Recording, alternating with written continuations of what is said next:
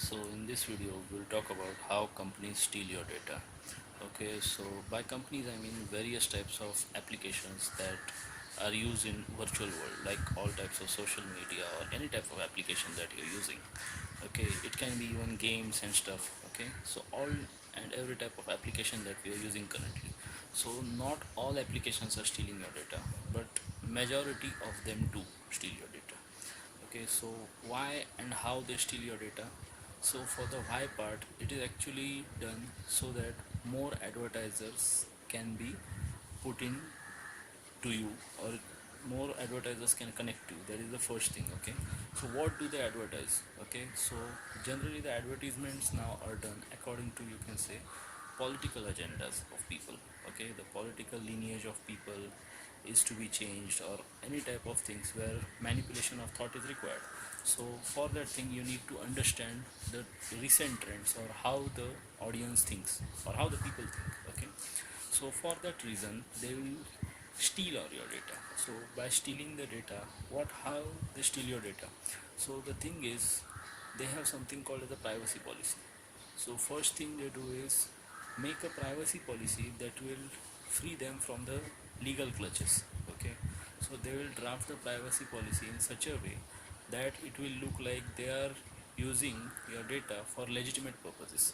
But what ultimately they will do is collect your data, make data points out of it, and they will sell those data. Okay, so how this is done? So first thing they do is, these applications take infinite number of permissions. Okay, unrelated permissions usually. Okay, those permissions that have nothing to do with whatever is required in the application. Okay, so it can include your permissions to read your SMS, other network state and stuff. Okay, or even your search history.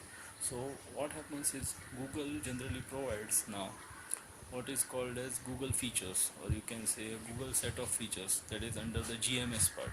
Okay, so these features can be misused by the applications, or even by Google itself. We don't know if they are misusing it or not. Most probably they are misusing it. Okay, so these people take your data right from your birth date, your friend list, okay, your likes, your dislikes, and all these things, and map a model which is your behavioral model. Okay, so this behavioral model is used to manipulate you. Okay, so once you start watching different types of memes, or you can say different types of contents, or anything what you prefer, so you will be bombarded with that type of ideology. Okay, if you are following a leftist ideology, you will be shown content that is related to a leftist ideology. So even if you're starting to read about some ideology, even it be a right wing ideology or a left wing ideology, then those groups will target you with more information, okay, regarding to it, so that you will become a firm follower of those cult. Okay, so this is how information is used against you to manipulate you into believing things that might not be true, or maybe they are true but presented in such a way that it portrays some other party very negatively. Okay, so this type of stuff is done currently. Okay, so what you need to do is, do not follow the search trends. Okay, so whatever you do not watch all the related videos that YouTube shows you, or any type of social media shows you. So try and inculcate different types of search keywords and keep searching accordingly. Okay, and if you want, you can use browsers like DuckDuckGo. Okay, those browsers don't really show biased data. Okay, in terms of biased data, Google serves you biased results. Okay, results on Google are specifically tailor made for you, that are like, that just satisfy your own ego. Okay, so make sure that you use unbiased information. Okay, so that you are not manipulated into things. So in the next section of this video only, we will see how permissions thing works in Android. Okay, so that will give you an idea of how actually things work behind the hood of these things. Okay, we will not explain extensively or how things work at deeper level, but just an introduction that will help you. Okay, so let's get to the next part of the video. So here you can see the permissions that are given in an Android app. Okay, so whenever you are building an Android application, you will see that this kind of permissions are given. Okay, so these permissions enable different types of hardware to access, or you can say hardware access is given to multiple applications. So here you can see the application that we have created uses the internet permission. This is the most common permission. This allows to access the internet. So which are the permissions that are not safe or not secure, or you can say risky permissions? Then those permissions are this: read contacts, read external storage, read phone state. Okay, so this is another thing, that is the record audio and camera. Okay, so these features usually they cannot be, you can say, misused unless the phone is rooted.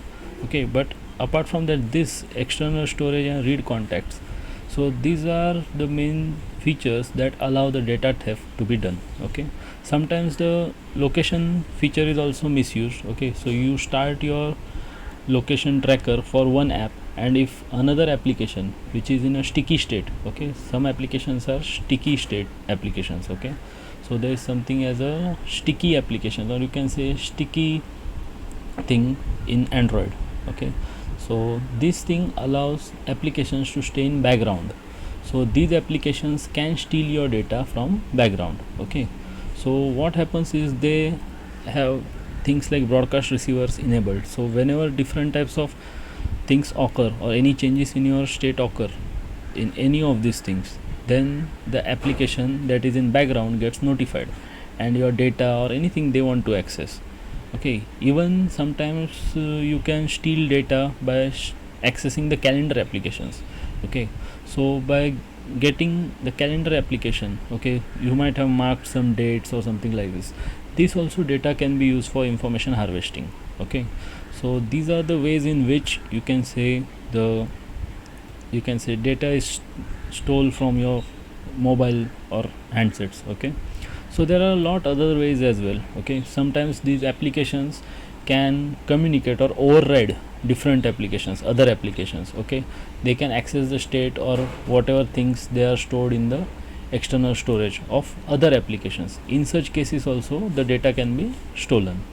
Okay, so this was an overview of what all things can be done, okay, or possibly done. Okay, we'll see some extra things in some later videos. Okay, thank you.